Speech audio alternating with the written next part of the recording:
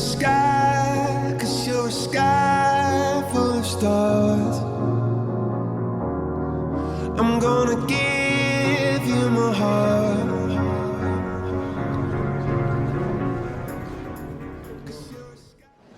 Gracias, José Antonio, por tomar la invitación, por organizar este foro. Te doy la enhorabuena porque, como hemos dicho, este es el cuarto foro.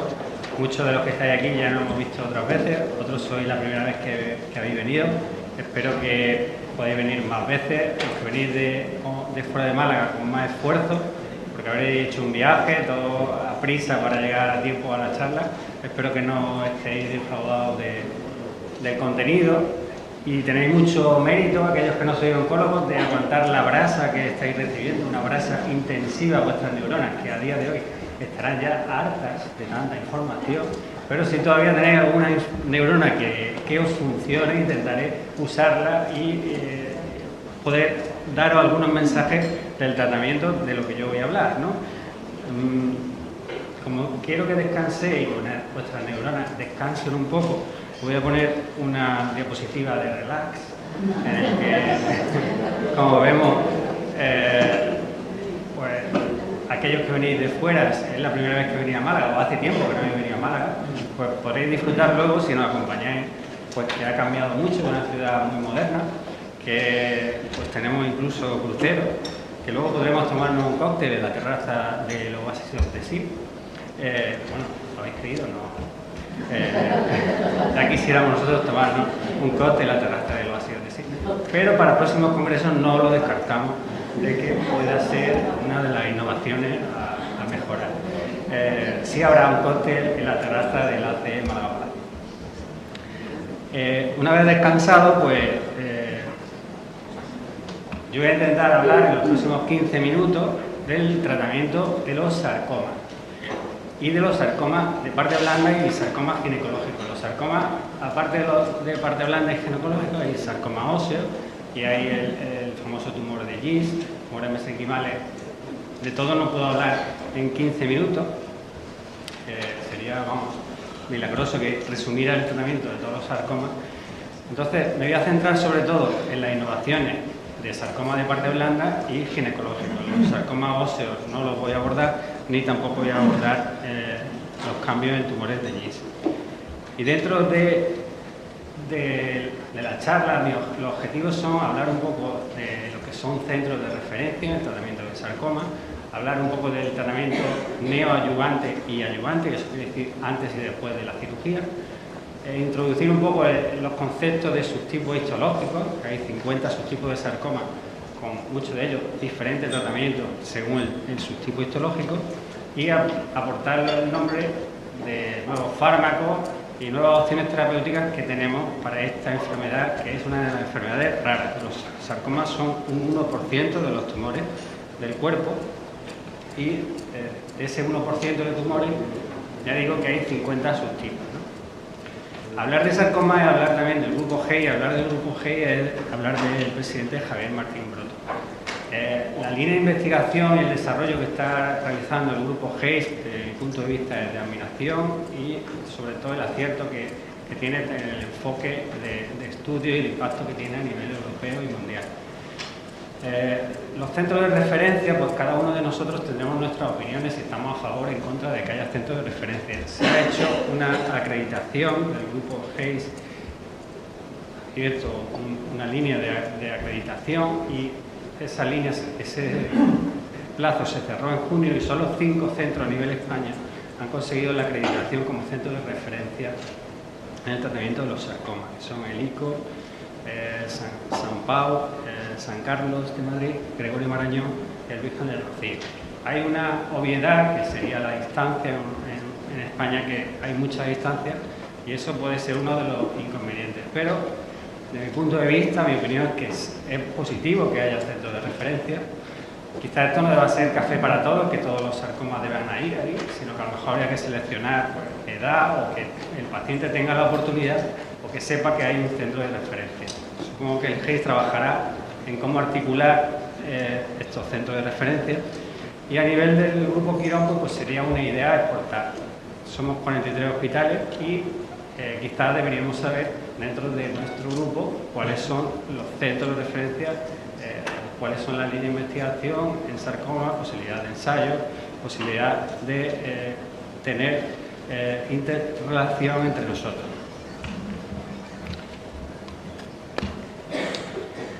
Concretamente ya, bajando al terreno del paciente, pues tenemos con la nueva tecnología de la APP el Sarculator. El Sarculator es un cálculo de pronóstico del paciente, ¿no? Clásicamente teníamos las curvas de supervivencia y los nomogramas, que como vemos, la curva de supervivencia del estadio 3 es cuando empieza a haber bajada estadística y es donde está indicado mejorar la supervivencia con un tratamiento adyuvante a partir del estadio 3. El problema es que los estudios que ha habido de adyuvancia en sarcoma, pues la mayoría de ellos son de pocos pacientes, con resultados muy contradictorios, con metaanálisis históricos, algunos positivos y otros negativos, y hay pocos estudios que avalen con rotundidad el beneficio de la quimioterapia en el tratamiento de los sarcomas.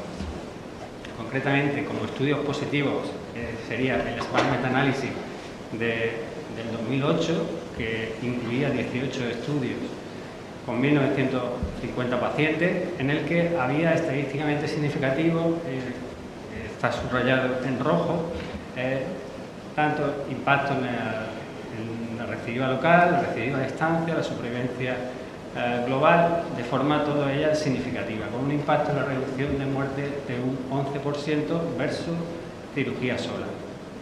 Si bajamos a los estudios concretos, pues de los pocos estudios positivos es del Italian Adjuvant de Frustasi, que se paró cuando llevaba 2 años de seguimiento porque se vio una diferencia estadísticamente significativa. Entonces estaba planeado reclutar 190 pacientes, pues cuando llevaba 104 pacientes se paró el estudio, y aunque en ese momento fue significativo la adición de quimioterapia, con un seguimiento posterior, obviamente influido por el escaso número de pacientes, pues perdió la significación.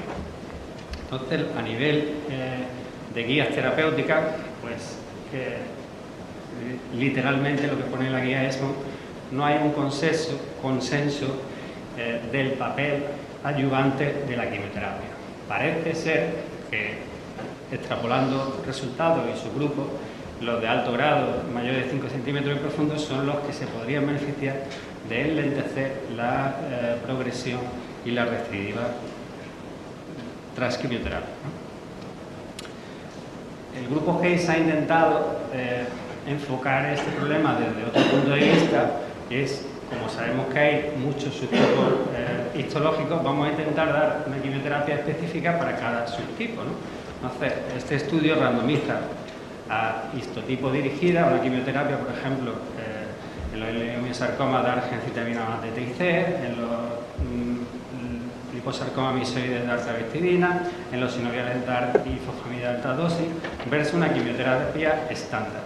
El resultado de este estudio, el análisis interino se ha comunicado en ESMO la semana pasada y echa por tierra este estudio porque la quimioterapia estándar ha sido mejor un 20% tanto en supervivencia libre de progresión como en supervivencia global, con lo cual desmonta la posibilidad de una terapia dirigida, excepto para el liposarcoma misoide, que la travestidina sí consigue igualdad de resultados tanto en supervivencia libre de progresión como en supervivencia global.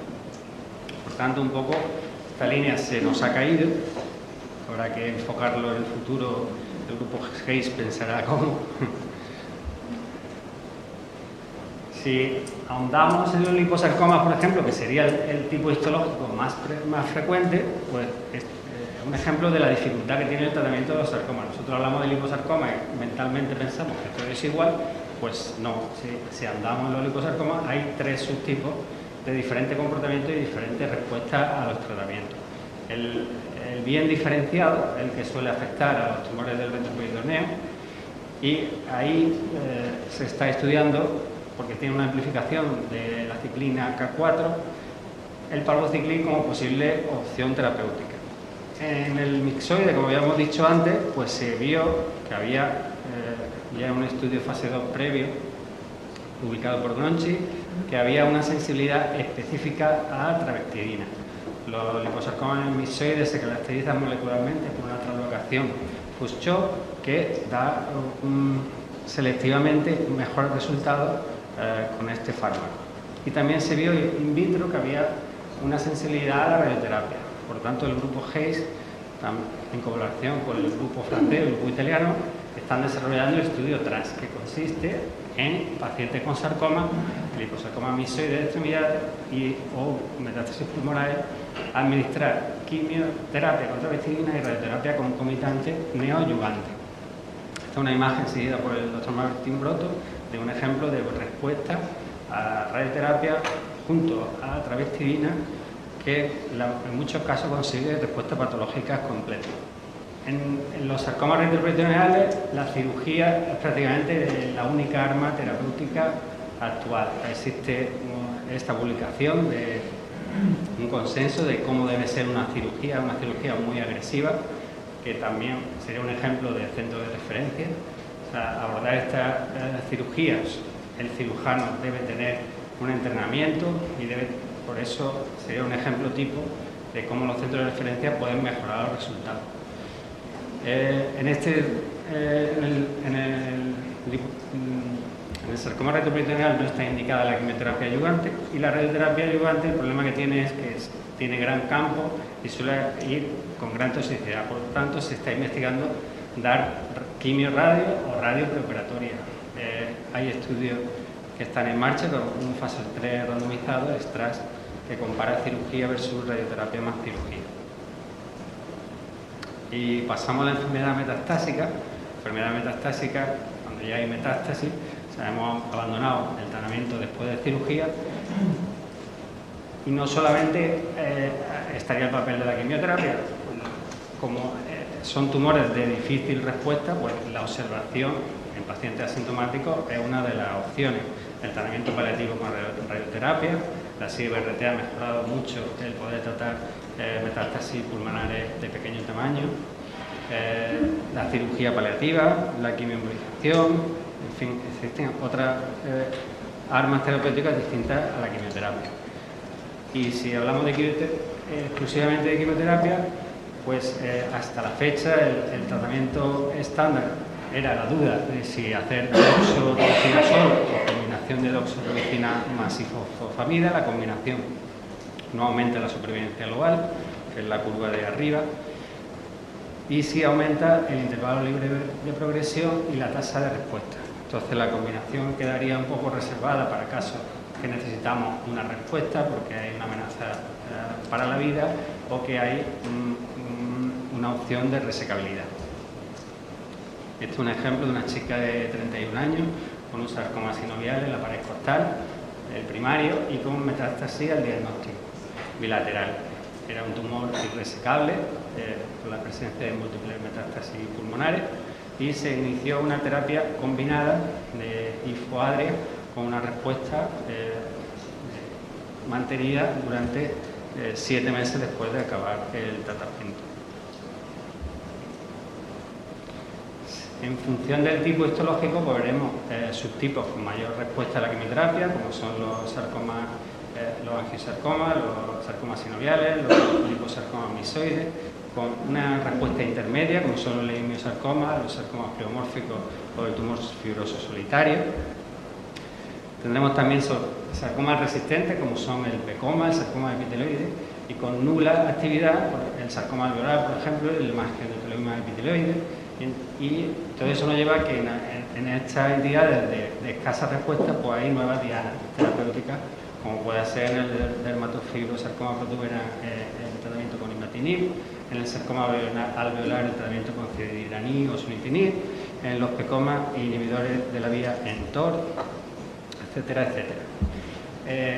La novedad última, que también se ha comunicado en ESMO, se ha autorizado recientemente, es la autorización de olaratumab como tratamiento en combinación con doxorubicina y a la progresión, mantenimiento hasta la progresión. Este es el estudio fase 1B2 que, como digo, compara doxo solo versus la combinación con olaratumab, que es un anticuerpo anti-PDGFR, el factor de crecimiento derivado de las plaquetas.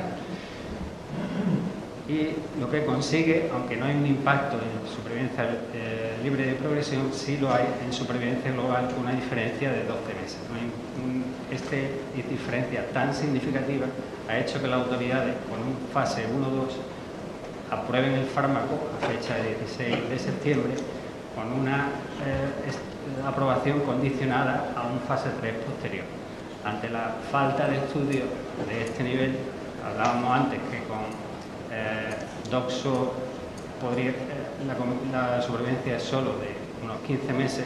Si aplicamos este fármaco se nos puede ir la supervivencia a 26 meses, y ese impacto en supervivencia es lo que ha hecho que se le dé la aprobación condicionada a este fármaco olaratumab en combinación con doxorubicina, que sería el estándar a partir de hoy como primera línea de tratamiento de los sarcomas metastásicos.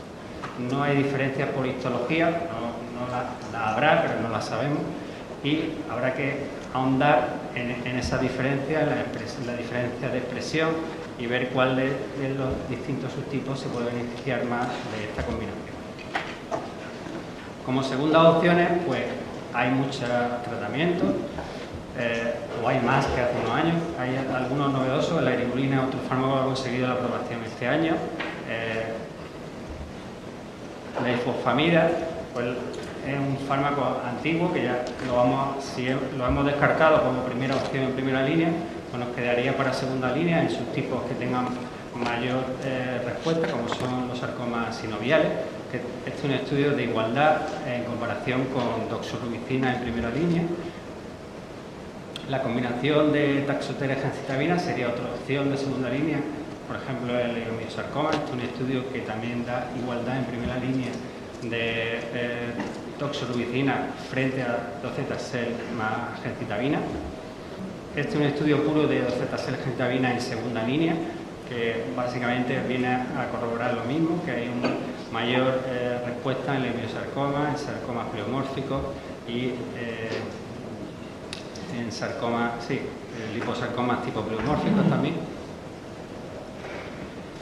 Un estudio, el español de Javier García del Muro, que estudia la combinación con gencitabina más DT y C, que es, digamos, el equivalente español o europeo a la gencitabina docetacel.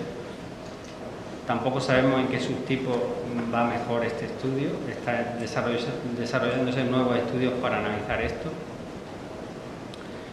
Y la travestidina, que ya hemos hablado antes de ello, pues se ha conseguido la aprobación en Estados Unidos, que antes no la tenía, gracias a este fase 3, que incluye el sarcoma, el liposarcoma y el leiomyosarcoma, enfrentándose a la carbacina, un aumento significativo del intervalo libre de progresión, de 1,5 meses a 4,2 meses. Como hemos dicho antes, la travestidina es especialmente útil en los liposarcomas misoides, donde más tasa de respuesta hay, pero también es útil en leiomyosarcoma, en liposarcoma, bien diferenciado en sarcomas sinoviales. Otro de los fármacos que tenemos disponibles es el pazopanib. El pazopanib es un antiangiogénico, que antes hemos hablado de él, útil en cáncer de riñón. En sarcoma, pues hay un estudio positivo, se llama el PALET, que frente a placebo, que aumenta el intervalo libre de progresión de forma significativa. Este estudio tiene también el hándicap de no analizar por subtipo la tasa de respuesta. Se incluyeron un 47% de leiomyosarcoma, había un 10% de sarcomas sinoviales, otros subtipos, tumores fibroblásticos, tumores vasculares, tumores del globus. Si vemos el fase 2 de ese mismo estudio, de ese mismo fármaco, pues vemos que sobre todo donde más se conseguían respuestas eran en sarcomas sinoviales y en sarcomas pleomórficos.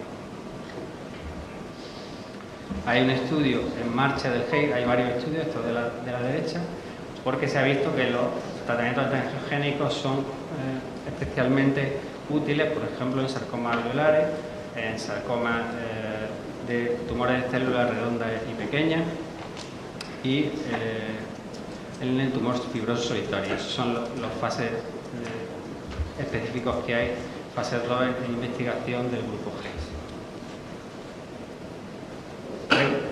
Regorafenib sería el homónimo. Si queremos ver dónde la antiangiogénesis puede ser más eficaz en sarcoma, pues regorafenib, que se comunicó en ASCO este estudio, en fase 2 sí analizó por sus tipos.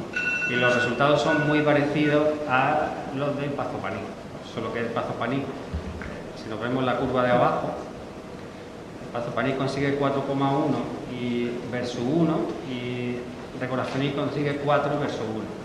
Son resultados calcados. Lo que sí aporta regorafenib es curva de supervivencia por histotipo. En los liposarcomas no habría diferencia y sí habría diferencia tanto en leiomyosarcoma como en sarcomas sinoviales como en otros subtipos. Otra de las novedades de este año, aprobado en abril de 2006 por la EMA, es la eribolina.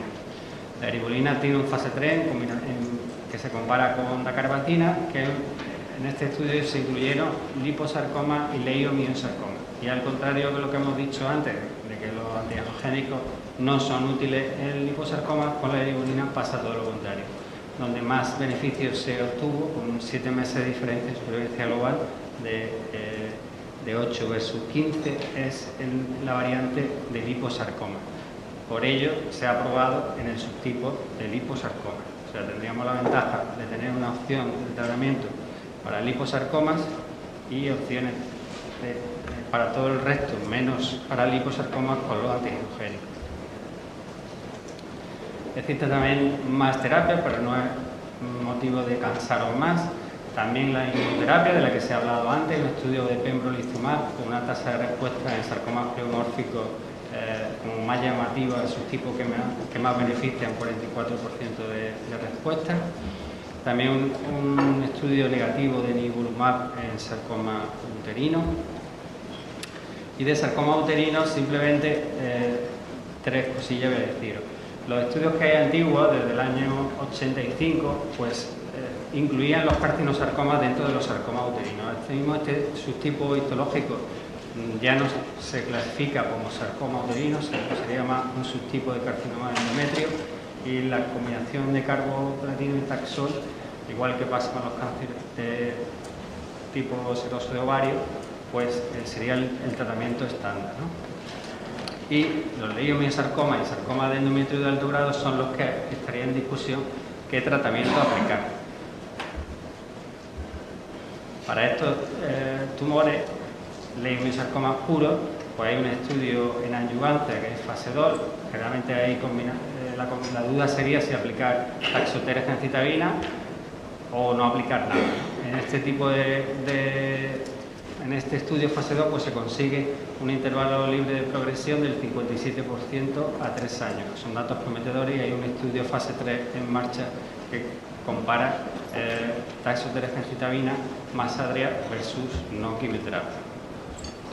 Y en la enfermedad metastásica de sarcoma uterino simplemente destacar que hay varias opciones y una de las combinaciones en estudio que ha aportado mayor tasa de respuesta es la suma de doxorubicina más trabectidina, un estudio que combinaba sarcoma uterina y leiomyosarcoma de parte blanda, y era un estudio fase 2 y la parte de sarcoma uterino, pues, estamos hablando de 44 pacientes, pues tenía un 56% de respuesta en un intervalo libre de la progresión de 8,2 meses, superiores a la respuesta que consigue doxorubicina más ifosfamida o la que consigue gencitabina más taxotere.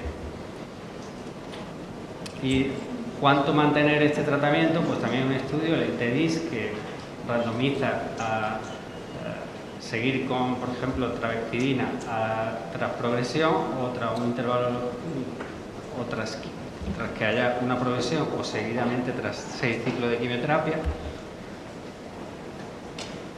Esto sería segunda línea, estaríamos hablando de segunda línea de leiomyosarcoma, y este estudio demostró que seguir con trabectidina hasta la progresión aumentaba el intervalo libre de progresión, aunque no impactaba en la supervivencia global. Este es un ejemplo de una paciente con leiomyosarcoma uterino en segunda línea con trabectidina y cómo el mantenimiento de los fármacos y no parar al 6º ciclo consiguió mantener la respuesta mucho tiempo. Y ya para terminar, pues diré que la idea básica para casa, pues que sepáis que existen centros de referencia a nivel de tratamiento de sarcomas que pueden mejorar los resultados, quizás sobre todo en pacientes jóvenes, en pacientes curables como son los sarcomas óseos, los radiosarcomas, los sarcomas de Ewing y los osteosarcomas, también en sarcomas retroperitoneales, donde la cirugía excelente pues debe tener un papel principal. El papel de la quimioterapia neoadyuvante con el esquema IFO-EPI sigue siendo el estándar, excepto el liposarcoma misoide, queda abierta la investigación si la travestidina sola o más o menos radioterapia puede desbancar al estándar, que sería la combinación de IFO.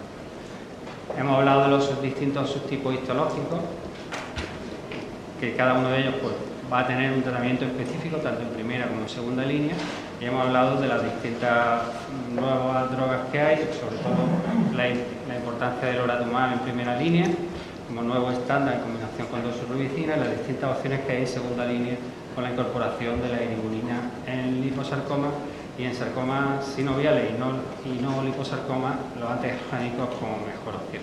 Y el papel de la travestidina está sobre todo en los L-sarcomas, tanto lipo como LEI. Y creo que eso es todo. Muchas gracias. Y el Sarcomologist Time ha terminado.